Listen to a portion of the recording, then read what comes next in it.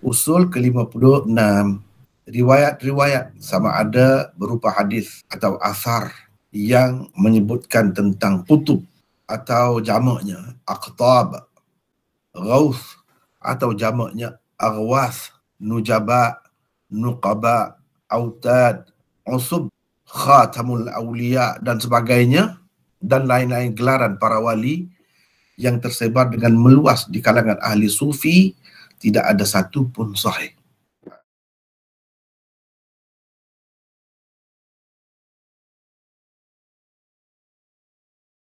Istilah-istilah itu, gelaran-gelaran itu, pangkat-pangkat kewalian yang masyhur di kalangan orang-orang sufi itu sebenarnya kalau dilihat kepada hadis tidak ada asasnya. Itu adalah istilah-istilah yang dibuat kemudian. Boleh dikatakan semuanya maudhu' atau dhaif sangat, kecuali hadis tentang abdal. Kerana ada antaranya dikatakan sahih atau hasan oleh sesetengah ahlul hadis.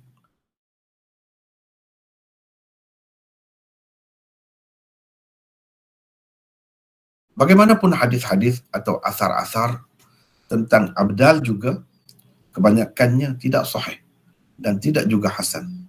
Malah dhaif sangat atau maudhu' sahaja. Malah yang dikatakan sahih dan hasan itu pun sebenarnya tidak sepakat lagi para ulama hadis tentang kesahihan atau tentang hasannya itu. Tidak sepakat. Bahkan antara mereka ramai juga yang berpendapat itu pun tidak sahih sebenarnya.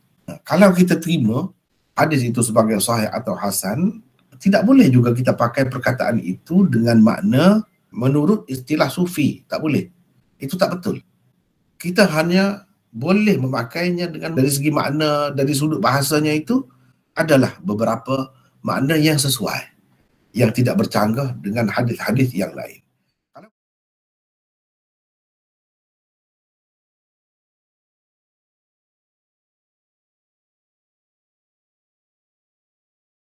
Kata Ali, aku bertanya Rasulullah sallallahu alaihi wasallam tentang abdal. Jawab baginda sallallahu alaihi wasallam, mereka 60 orang. Abdal ni makna wali lah. Wali abdal. Aku bertanya seterusnya, wahai Rasulullah, perjelaskanlah kepadaku tentang mereka. Aku berkata, wahai Rasulullah, perjelaskanlah kepadaku tentang mereka. Baginda menjelaskan, mereka tidak melampau. Itu antara sifatnya. Tidak melakukan perkara baharu dalam agama dan tidak bermewah-mewah. Mereka tidak mencapai kedudukan yang dicapai mereka dengan banyak berpuasa, bersalat dan bersedekah. Sebaliknya dengan kemurahan jiwa, kesejahteraan hati dan kejujuran terhadap pemerintah. Sesungguhnya mereka, wahai Ali, di kalangan umatku lebih sedikit daripada belerang merah.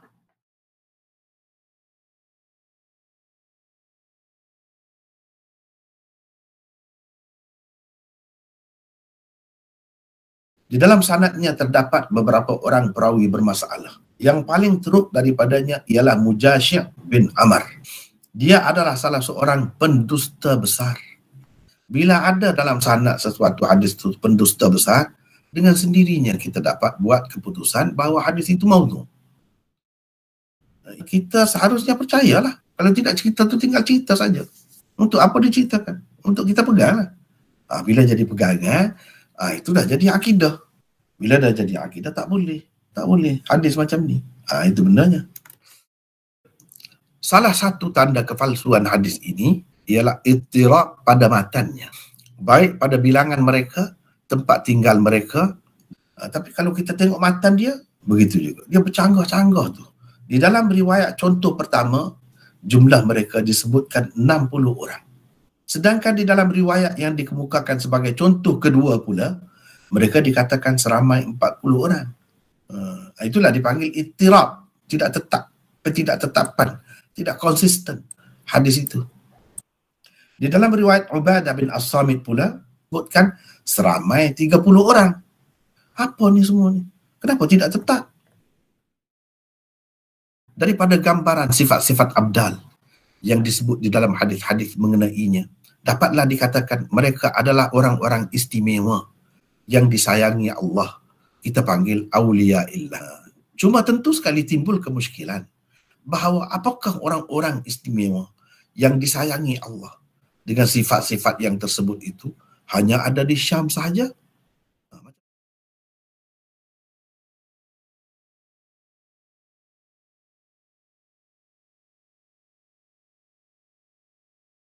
Contoh kedua, Nabi SAW bersabda, wali abdal itu ada 40 orang. 22 daripadanya berada di Syam dan 18 lagi di Iraq. Bila seseorang daripada mereka meninggal dunia, Allah terus menggantinya dengan orang lain sehingga datang perintah Allah supaya diambil nyawa semua mereka. Pada ketika itu akan berlakulah kiamat. Sekejap.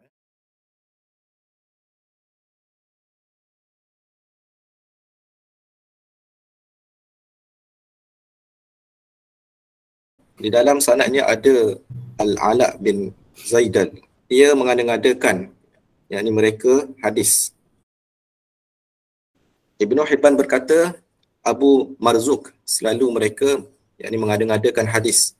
Tidak halal menyebutkan hadis-hadisnya di dalam kitab kecuali untuk mengkritiknya. Jadi dengan adanya perawi-perawi macam ni, macam mana hadis tu nak jadi sahih atau nak jadi hasan? Dengan adanya beberapa orang perawi majhul di dalam sesuatu sanad, macam mana dia nak jadi sahih?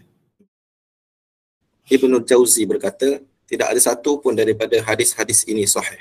Katanya, ramai daripada perawi-perawi di dalam sanad hadis Ibnu Mas'ud majhul. Mereka tidak dikenali. Demikian juga dengan sanad-sanad hadis Ibnu Umar. Menurut Imam Ibn Taymiyah, perkataan abdal tidak ada dalam hadis yang sahih maupun dhaif. Kalaupun ada, maka hanyalah dalam hadis yang terputus sanadnya, yakni munqati'. Bagi beliau, yang lebih tepatnya ialah ia bukan sabda Nabi SAW. Apa ertinya mengkhususkan abdal dengan negeri Syam jika sifat-sifat abdal itu ada juga pada orang-orang lain di serata negeri? Tidak semestinya kekasih-kekasih Allah, yakni awliya Allah dari kalangan orang-orang yang beriman dan bertakwa itu berada di sesuatu negeri sahaja sepanjang masa. Tidak semestinya juga mereka terikat dalam bilangan tertentu. As-Suyuti berkata, hadis-hadis tentang kewujudan wali abdal secara khususnya telah diriwayatkan daripada 15 orang sahabat.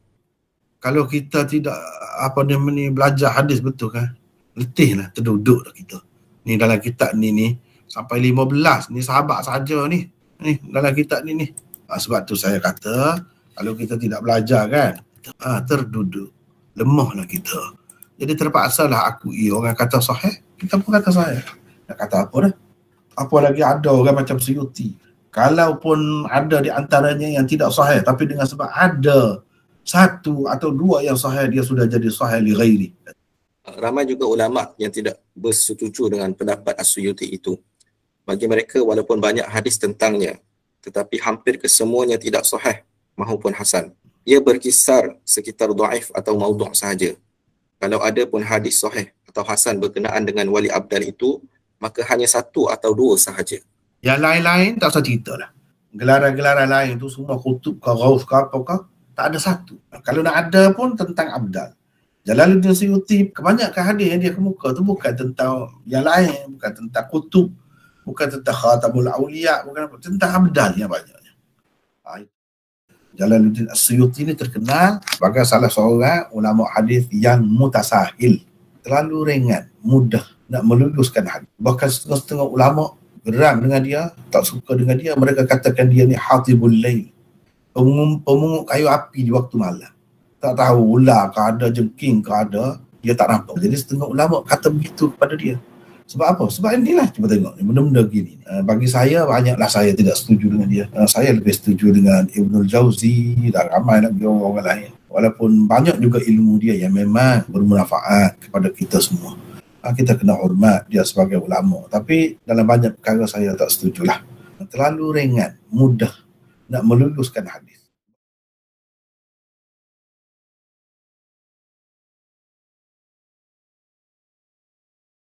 Contoh ketiga, Ali bin Abi Talib berkata, abdal dari Syam, yakni dari penduduk Syam, Nujaba dari penduduk Mesir, dan akhyar dari penduduk Iraq.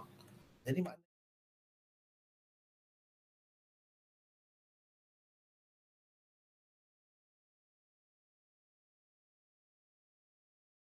Komentar. Kalau nak kira dari sudut sanad saja, dengan adanya beberapa orang perawi yang dhaif, hadis ini jatuh kepada hukum hadis dhaif jiddan. Hadis dhaif jiddan tak boleh pakai. Besar ahli di atas seolah-olahnya menyatakan Abdal adalah produk Syam, Nujabak produk Mesir, dan Akhyar pula adalah produk Iraq semata-mata. Maknanya lahir di situ. Dia tak boleh lahir di lain. Kilang dia duduk situ. Seolah-olahnya begitu. Iyakah? Adakah pada nama sebut begitu kan sifat dia, amalan dia. Apa amalan dia tu yang menyebabkan jadi khusus dengan tempat tu? Adakah dalam Islam ni amalan khusus dengan satu tempat begitu? Itu benda yang kita kena faham. Dalam Islam ni adakah macam tu? Amalan ni khusus untuk orang sini saja. Orang lain tak boleh. Dengan sebab itulah dia jadi lebih daripada orang lain. Mana ada macam tu? Seolah-olahnya wali-wali itu hanya ditakdirkan Allah buat selama-lamanya lahir di situ. Walaupun penduduk-penduduk negeri lain mempunyai sifat-sifat yang sama dengan mereka, tetap juga pangkat itu tidak layak disandang mereka. Adakah begitu? Ini tak masuk akal. Kenyataan sejarah membuktikan kepalsuan hadis-hadis atau asar-asar yang menyebutkan sifat-sifat dan ciri-ciri wali abdal. Seperti kerana merekalah orang-orang Syam terhindar daripada azab dan malapetaka. Kerana merekalah manusia diturunkan hujan, kerana merekalah sesuatu pasukan tentera diberi pertolongan. Kalaulah benar dengan sebab mereka orang-orang Syam terhindar daripada azab dan malapetaka, tentulah Syam sentiasa makmur dan lebih maju daripada negara-negara lain. Tentulah penduduk Syam tidak dapat diganyang oleh tentera Rusia dan pemerintah zalim yang jika ia dipakai dengan erti lughawinya, ia sesuai dengan ajaran syariat, tidak mengikut istilah orang-orang sufi. Antara maknanya menurut bahasa yang sesuai dengan ajaran syariat ialah abdal dengan erti pengganti-pengganti para nabi. Memang para sahabat, tabi'in dan para ulama yang soleh di sepanjang zaman merupakan pengganti-pengganti para nabi dalam perjuangan mereka. B. Dengan erti pengganti-pengganti orang-orang soleh yang meninggal dunia di setiap zaman. Apabila meninggal dunia seorang soleh, ia diganti oleh Allah dengan orang soleh yang lain. Begitulah keadaannya berlaku sepanjang masa sebelum kiamat. Tapi kalau tidak begini tak boleh. Dengan makna mengikut istilah sufi itu salah. Tak boleh sama sekali. Tidak terikat dengan bilangan tertentu seperti 40, 300 dan lain-lain.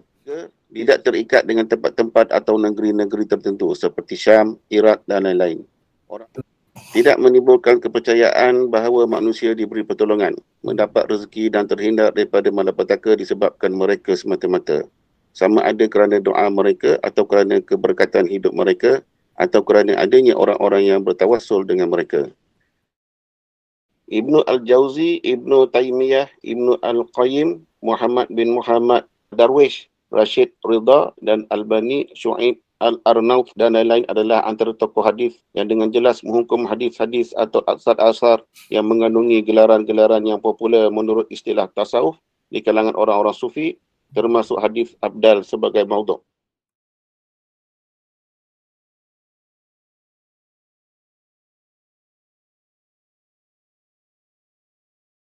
Antara hadis yang dianggap terbaik berhubung dengan wali abdal ialah hadis yang dikemukakan oleh Abu Daud di dalam sunannya.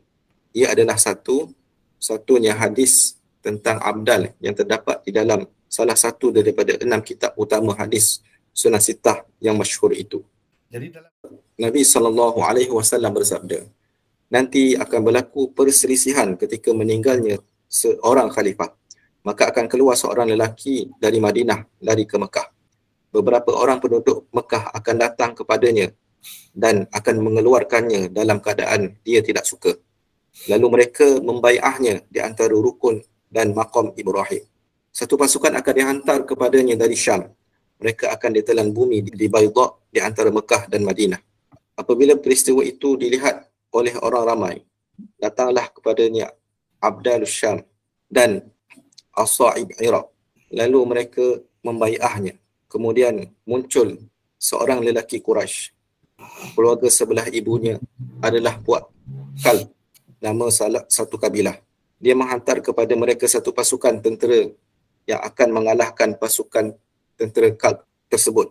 Rugilah orang-orang yang tidak menyaksikan, yakni mendapat ghanimah daripada Puak Kalb itu. Dia membahagi-bahagikan harta. Ketika itu manusia akan mengikut sunnah Nabi mereka SAW. Islam akan berdaulat di bumi pada masa itu.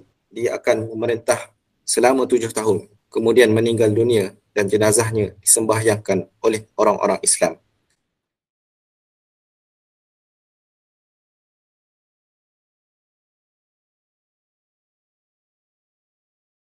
Walaupun ada ulama mengatakan hadis ini sahih atau paling tidak pun ia hasan, tetapi sebenarnya ia juga dhaif dan ma'lul.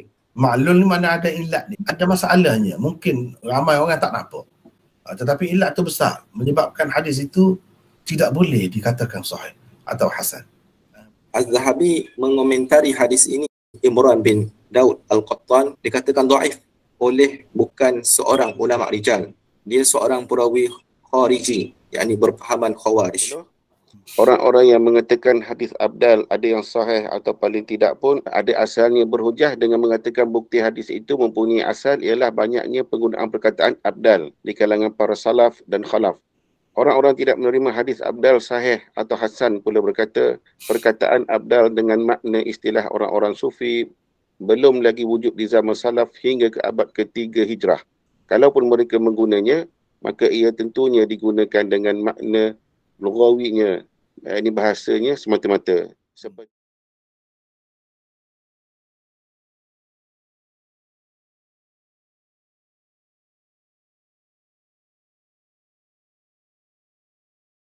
gelaran para wali dengan segala macam perincian tentangnya hanya terdapat di dalam kata-kata orang-orang sufi kemudian. Antara ulama sufi yang paling awal dinukilkan bercakap tentangnya ialah Al-Qahtani. Al-Qahtani berkata, Nuqaba ada 300 orang, Nujaba 70 orang, Budala Dal 40 orang, Khiyar 7 orang, Umud 4 orang dan Ghaud atau Qud seorang sahaja. Tempat tinggal Nuqaba, Morocco. Tempat tinggal Nujaba, Mesir. Tempat tinggal Abdal, Syam. Khiyar sentiasa mengembara di bumi. Umud di penjuru-penjuru bumi. Dan tempat tinggal Ghaud, Mekah. Apabila ada hajat, yakni ia melibatkan orang ramai. Mula-mula sekali, Nuqaba lah yang akan bermunajat, yakni memohon kepada Tuhan. Kemudian Nujaba, kemudian Abdal, kemudian Khiyar, kemudian Umud. Sekiranya hajat orang ramai itu diperkenankan Allah, maka sampai di situ sahaja usaha bermunajat itu terhenti. Sekiranya hajat mereka belum juga tertunai, maka Ghaudlah pula yang akan bermunajat, yakni memohon kepada Tuhan. Doanya akan terus dimakbulkan oleh Allah sebelum lagi ia selesai berdoa. Ini kata-kata orang sufi. Ada boleh kata dalam kitab yang saya sebut ni memang menukilkan kata-kata Al-Qahtani itu. Tapi kita nak tahu siapa Al-Qahtani dan apa kedudukan. Siapa Al-Qahtani? Beliau ialah Muhammad bin Ali bin Ja'far Al-Qahtani Al-Baghdadi Al-Maqi. Beliau adalah seorang murid Al-Junaid, Abu Sa'id Al-Khazraj dan Abu Al-Husain An-Nuri. Al-Qahtani adalah salah seorang tokoh sufi yang sangat terkenal. Jelas sekali daripada nukilan di atas bahawa ia hanya kata-kata seorang tokoh sufi di abad ke-4 Hijrah. Ia sama sekali bukan sabda Rasulullah atau aksar sahabat. Apa nilainya kata-kata yang langsung tidak mempunyai sandaran dan asas daripada Al-Quran dan As-Sunnah itu? Mana boleh ia dijadikan sebagai akidah dan pegangan hidup? Nukilan di atas tidak harus diyakini sebagai kata-kata Al-Qahtani. Beliau tidak patut dikeji dan dipertanggungjawabkan atas kata-kata yang dinukilkan daripadanya itu. Boleh jadi beliau tidak pernah menyebut langsung begitu. Hanya orang-orang kemudian sahaja mengaitkan kata-kata itu dengannya. Ini kerana jika dilihat kepada sanad bagi riwayat itu, anda pasti akan menemui seorang yang bernama Ali bin Abdullah bin Jahdam Al-Hamdani Al-Sufi. Dia terkenal sebagai salah seorang pendusta besar. Hadis-hadisnya dianggap maudhu' oleh para ulama hadis. Dialah dipercayai sebagai salah seorang perekah hadis.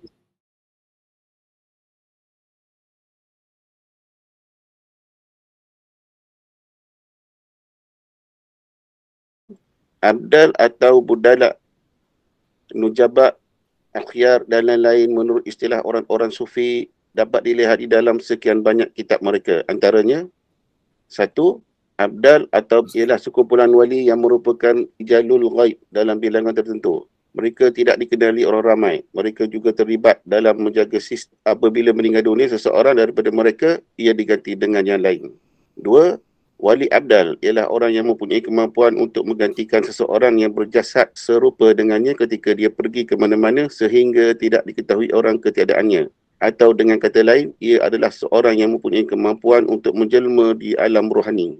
Nombor 3, nujabak menurut istilah mereka ialah wali-wali yang sibuk menanggung beban makhluk. Beban makhluk yang dimaksudkan ialah segala peristiwa yang tidak mampu ditanggung oleh kekuatan manusia biasa. Bilangan mereka 40 orang. 4, al-akhyar menurut istilah mereka ialah wali-wali yang sentiasa mengembara di bumi. Mereka 7 orang. Inilah yang disebut dalam riwayat Al-Khatani di atas. Nombor 5, kutub. Wali kutub menurut istilah mereka ialah seorang wali yang sentiasa mendapat perhatian Allah setiap waktu. Dia juga dipanggil Gaut, melihat kepada rayuan dan permintaan orang yang menderita dan melarat kepadanya. Allah memberikan kepadanya azimat yang ditangkal agung dari sisinya. Dia meresap dalam alam semesta zahir dan batin seperti meresapnya roh di dalam tubuh. Kutub hanyalah seorang sahaja. Nombor 6, al-autad. Al-autad menurut istilah mereka ialah 4 orang wali yang menjaga 4 penjuru alam. Mereka juga merupakan tempat-tempat perhatian Allah. Dengan mereka lah Allah menjaga 4 penjuru alam. Nombor 7, An-Nuqaba ialah kumpulan wali seramai 300 orang. Mereka dapat mengeluarkan rahsia-rahsia hati manusia. Nombor 8, Khatamul Aulia adalah penyudah dan penutup sekalian wali. Khatamul Aulia ada seorang sahaja. Istilah ini mula-mula sekali diperkenalkan oleh Al-Hakim At-Tirmizi, iaitu Muhammad bin Ali bin Al-Hasan bin Bashir. Dia mendakwa dirinya adalah Khatamul Aulia. Ini adalah satu jawatan yang sentiasa diperebutkan di kalangan orang-orang sufi.